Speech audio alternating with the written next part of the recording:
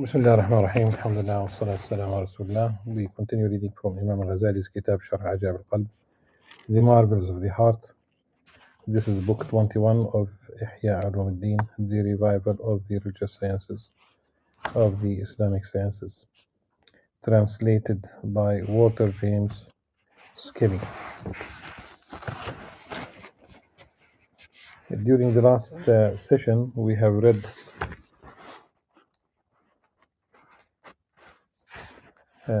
four out of 5 reasons why the heart would be destitute of the knowledge that so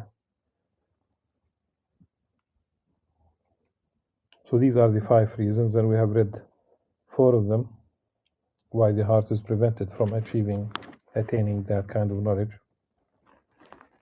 And briefly, we'll just read or summarize a sentence for each of the 4, and we'll continue with number 5 that we did not read.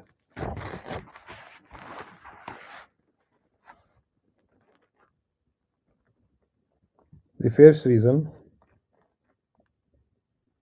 is an imperfection in its own nature, such as the heart of a youth that does not reflect intelligibles because of its imperfection. Number 2,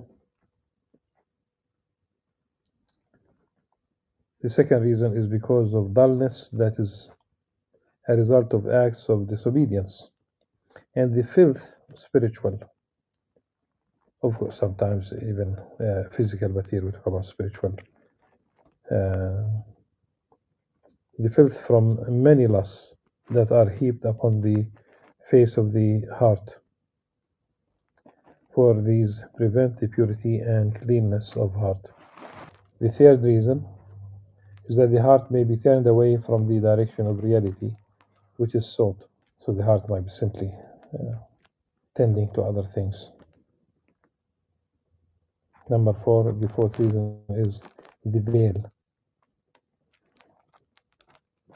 Of course, there are physical veils, but here in this case, it is something spiritual. It could be that in this, the example that is mentioned here, it is simply veiled by taqleed, which is attained during young age. And it continues with the person, it prevents this person from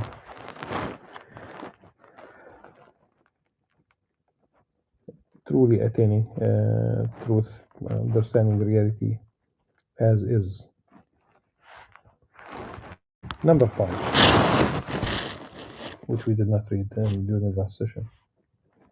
The fifth reason is ignorance of the direction from which knowledge of the thing sought must be obtained. For the seeker, after knowledge,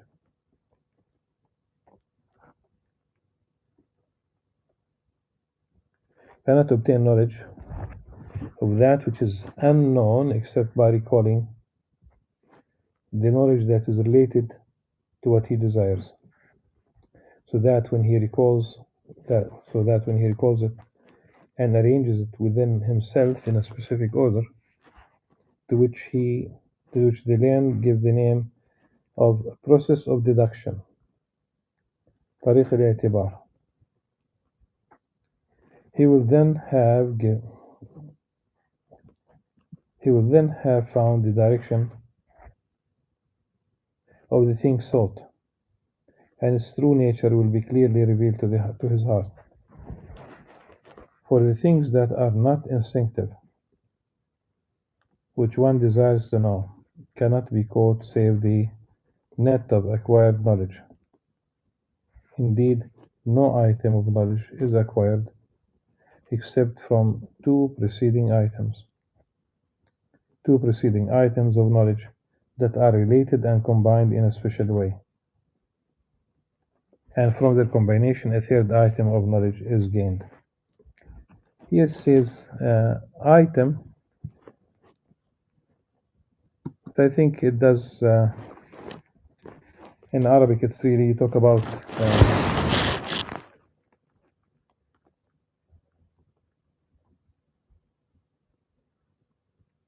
عن علمين سابقين.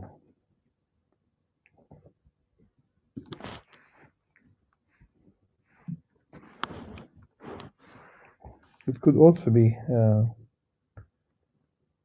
two items, two fields of knowledge.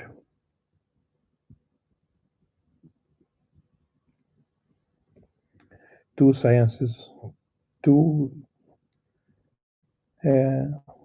theses.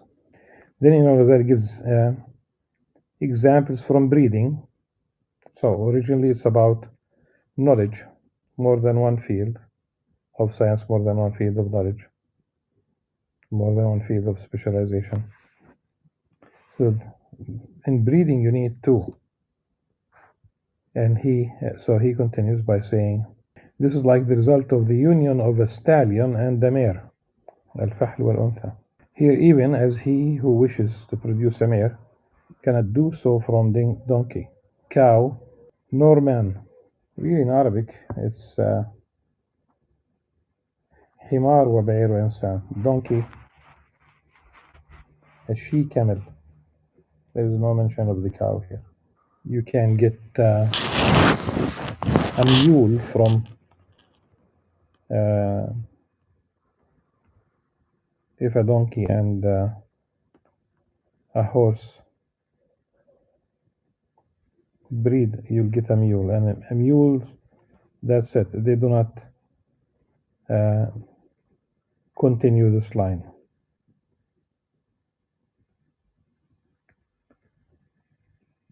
There's no fertility in mules. So here even he who wishes to produce a mare cannot do so from donkey, and it's corrected, she camel, nor man, but from a special source, from male and female horses. And this if there takes place a special union. So also every item of knowledge has two special sources and a way for their combination. And from this combination, there is gained the derived item of knowledge that is sought.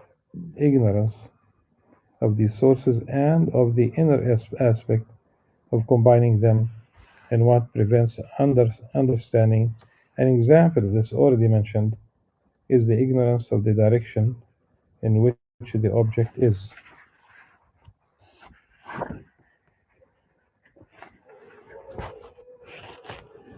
Another example is that of a man who desires to see the back of his neck in a mirror. If he holds up the mirror in front of his face, he does not have it placed opposite to the position of the back of the neck, and the back of his neck does not appear in it. If he holds it behind the back of his neck and facing it, he has turned the mirror away from his eyes, and so cannot see either the mirror or the reflection of the back of his neck in it. So he needs another mirror to place behind the back of his neck, with the first mirror facing it in such a way that he can see it. And he must observe the proper relationship between the placing of the two mirrors so that the image of the back of his neck is reflected in the mirror opposite to it. And the image of this mirror is reflected in the other mirror that faces the eye. Then the eye perceives the image of the back of his neck. Typically, there's an ongoing context in which there are two large mirrors, usually placed at, maybe not anymore, but usually at barbers, salons as they call them. Why the mirror there? So that you'll see that your neck has been cleaned and the hair trimmed and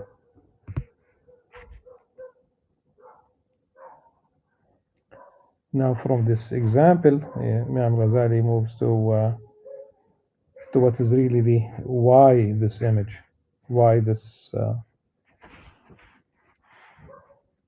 example.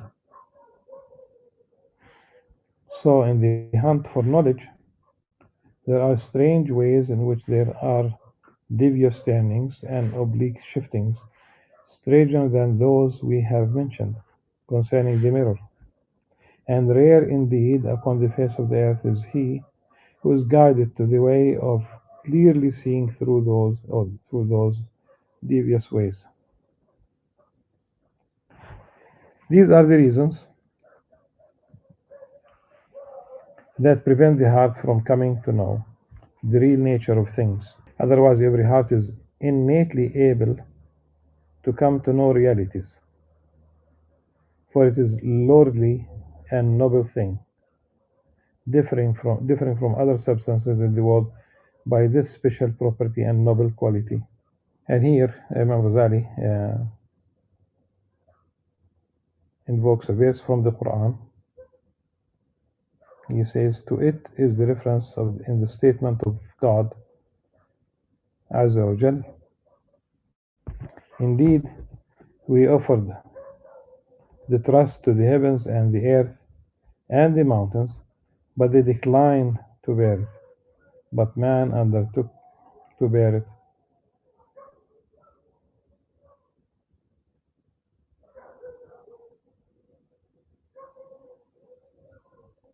إن عرضنا الأمانة على السماوات والأرض والجبال فأبين أن يحملناها وأشفقن منها وحملها الإنسان. We can continue. إنه كان ظلوما جهولا. So by carrying the trust, he an act of ignorance and being unjust to himself, because the universe shied away from carrying this trust.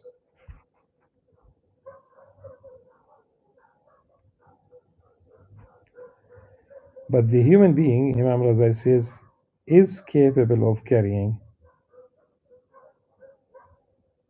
of the trust of.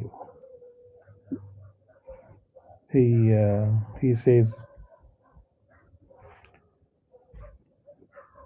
this refers to his possession of a special characteristics that distinguishes him from the heavens, the earth, and the mountains, by which he is enabled to bear the trust of God the Exalted. This trust is gnosis and divine unity, divine oneness, Tawheed. The heart of every human being is, in its original constitution, able and capable of bearing this trust. But the causes that we have mentioned prevent it from carrying this burden and arriving at the realization of this trust. In this connection, the Prophet ﷺ said, this is a hadith al-fitra, كل مولود يولد على الفطرة وإنما أبواه يهودانه أو ينصرانه. Imam Ghazali, أو ينصرانه أو يمجسانه. Every child is born with a natural conformity in a state of natural disposition to religious truth, that is Islam, Fitra. It is only his parents who make him a Jew or a Christian or a Magian. This hadith is narrated by both Al-Bukhari and Muslim, so highly verified and authentic. The Messenger of God sallallahu alaihi wasallam said, were it not that the demons hover over the hearts of the children of Adam,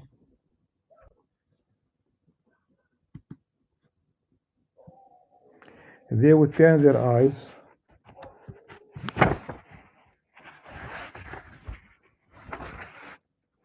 toward the heavenly kingdom. This is a reference to some of these hindrances, which are the veil between the heart and the kingdom. To this also is the reference in the hadith that has come down from Ibn Umar radiallahu anh. He said, the messenger was asked, O messenger of God, where is God in the earth or in heaven? He replied, in the hearts of his believing creatures.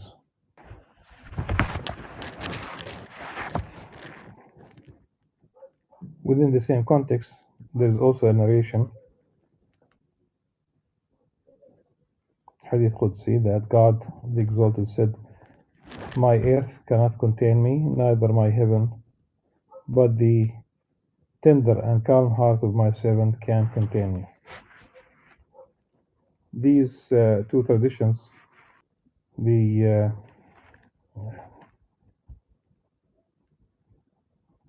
see that there's some confusion about the first and the second one. Imam Iraqi in his Takhrij could not locate a source for this exact wording. Another narration says that the Messenger of God was asked, who are the best of men? He replied, every believer whose heart is cleansed. They asked, what is the cleansed heart? He answered, it is the God-fearing, pure heart in which there is no fraud, nor iniquity, nor treachery, nor rancor, nor envy. On that account, Umar said, my heart saw my Lord when, because of godly fear, he raised the veil. For whomsoever the veil is lifted between himself and God, the form of the material world, al-mulk, and of the world of spirits, al-malakut, is clearly manifest in his heart, and he sees a garden, the width of a part of which is that of the heavens and the earth. Its total expanse is greater than the heavens and the earth, for the heavens and the earth is only an expression for the visible material world, which, although broad in extent and far-reaching in compass, is still but a part of the whole. But the world of spirits is boundless, consisting of those secrets hidden from the sight of the eyes and perceived only by insight. It is true that only a part of it appears in the heart, or appears to the heart, but in itself and in its relation to the knowledge of God, it is infinite. The material world and the world of spirits, taken together under one classification, are called the lordly presence, al-Hadra Rububiyyah. For the lordly presence encompasses all existing things, for there exists nothing except God, the Exalted, His works, and His kingdom, and His servants are a part of His works. What appears of this to the heart is, according to some, paradise itself, and according to the people of reality, Ahlul Haqq, it is the means of deserving paradise. The extent of this position in paradise is in proportion to the extent of his knowledge, and the measure to which God and his attributes and works have been revealed to him. The intent of all of these acts of obedience and actions of the members is the purification, improvement, and enlightenment of the heart. Prosperous is he who purifies it. قَدْ أَفْلَحَ مَنْ زَكَّاهَا. The purpose of improvement is to achieve the illumination of faith in it. I mean, the shining of the light of knowledge of God.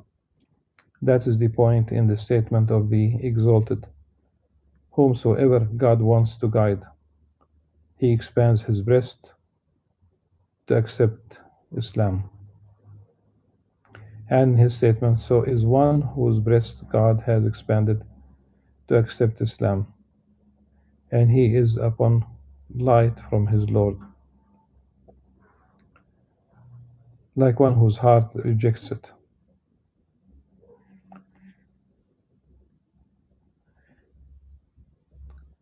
So is one whose breast God has expanded to accept Islam, and he is upon light from his Lord. The translators inserted this phrase like one whose heart rejects it.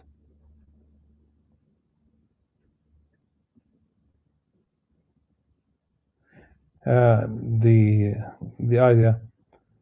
So is one whose breast. So this is a comparison. One with an expanded breast and one whose heart rejects, closed, does not recognize, does not accept. This illumination and this faith have indeed 3 degrees. The first degree is the faith of the rank and file, which is purely blind imitation, taqlid, conformity. Yeah. The second is the faith of the theologians, the mutakallimun, which is mingled with a sort of logical reasoning, but its degree is nearly the same as that of the faith of the rank and file. The third, the third degree is the faith of the mystics, arifun, the knowers of God, which is seen clearly with the light of certainty. We will make clear to you these degrees with an example. Your acceptance that Zaid, for instance, is in the house. This has 3 degrees. The first is that someone has told you, someone whom you have experienced to be truthful, and never known to lie, and never doubted his word. Your heart, by the mere hearing, calmly receives his report and is satisfied with it. This is belief by mere blind acceptance, and of such nature is the faith of the rank and file. For when they reach the age of discrimination, they heard from their fathers and mothers of the existence of God, the exalted, of his knowledge, will, and power, and the rest of his attributes. Also, of the sending of the messengers and their veracity and their message. They received even as they heard and became established therein and satisfied therewith. And it never occurred to their minds to disagree with what their fathers and mothers and teachers told them because of the high esteem in which they held them. This faith is the efficient cause of salvation in the world to come, and those who embrace it are in the first, that is, lowest ranks of the people of the right hand, Ashab al-Yamin, but not among those who are drawn near to God, al-Muqarrabun. For this faith has in it no mystical unveiling, nor insight, nor enlargement of the breast by the light of certainty, since it is possible for there to be an error in what is heard from individuals, nay, indeed, from groups, in that which pertains to creed. The hearts of Jews and Christians are also satisfied with what they hear from their fathers and mothers. Only their belief is a mistaken one, because an error has been passed on to them.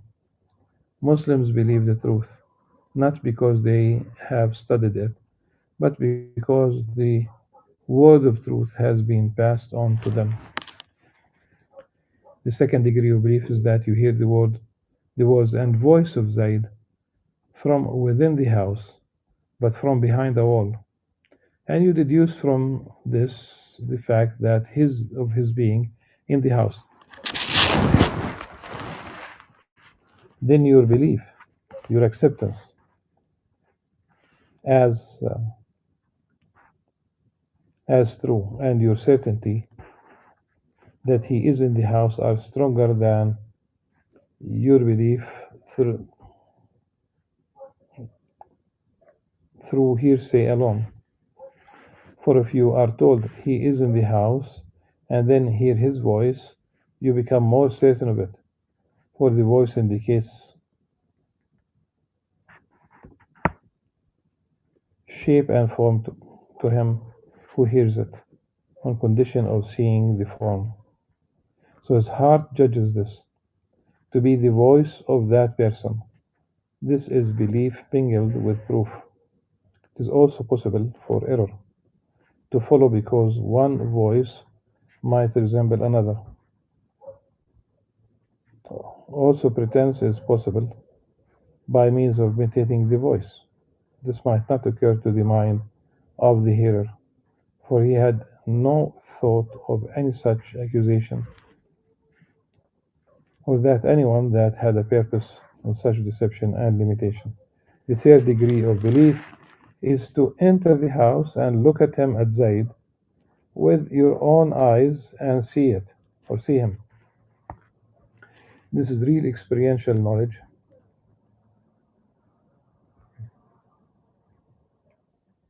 and sure observation.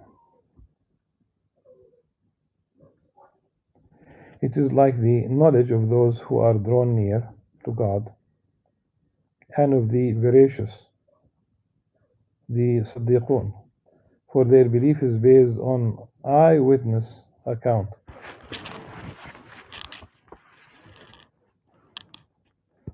This belief includes that of the rank and file and that of the theologians, and they have this very evident additional advantage that the possibility of error is taken away. It is true that the believers of this class differ in rank according to their attainments in knowledge and the degrees of unveiling. An example of the difference in degrees of knowledge is that one man sees Zayd in the house when he is near at hand in the courtyard and while the sun is shining, and so he sees him perfectly, while another sees him in a room or at a distance or in the evening, so that his form is sufficiently plain that he can be sure that it is he. But the minute details and hidden features of his form, are not made clear to him. The variance in degree in seeing divine things is of this sort regarding the differences in the attainments of knowledge. It is as though one sees Zayd, Amr, Bakr, and others in the house, while another sees Zayd only. The knowledge of the former is unquestionably greater than that of the latter because of the abundance of things known. This is the state of the heart in relation to knowledge, and God, the Exalted, knows best that which is right. Until the next session, inshallah. سبحانك اللهم وبحمدك نشهد أن لا إله إلا أنت نستغفرك ونتوب إليك والسلام عليكم ورحمة الله وبركاته.